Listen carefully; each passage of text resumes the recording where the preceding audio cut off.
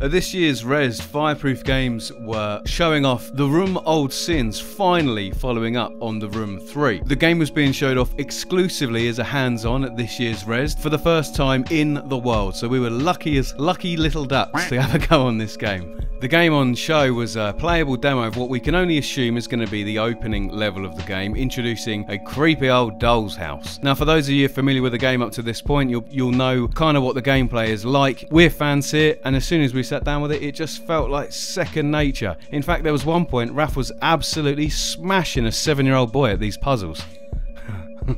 The puzzles themselves played out slightly more mechanically. There was more cogs and clockwork of a feel to it than in previous games, and when speaking to the devs, they told us that this was intentional. This is going to be part of the gameplay moving forwards. It was really great to get hands-on with this game, because up until now all we've had is a couple of screenshots, and to be able to get our hands on this game and play it was absolutely excellent. When we asked Fireproof when we'd be getting our hands on the full version of the game, they were unable to give us a hard date, but they told us they are aiming for Q4 2017. So as far as we know, it could be up to New Year's Eve, but I'm hoping it will be here in time for Christmas. As with the previous games, it will be released on iOS first, absolutely no questions there, and then Android a little bit after that. This is obviously due to the development cycle for iOS being much easier, because there's only about half a dozen devices that you need to support, unlike Android where there's about 10 bajillion of the damn things. As the Room games themselves have gone along, we've all been really impressed with just how much better they're looking, the presentation, the smoothness of the puzzles, and this was just the next level. It was absolutely excellent to sit down and play, and we were both really impressed with the incredible use of sound. There won't be any sound-based puzzles, of course, but if you do have headphones and you are interested in listening to it, it is highly recommended for this game. If you were at Rezzed this weekend, then count yourselves very lucky, because this is one of our favourite games at the show. So yeah, it's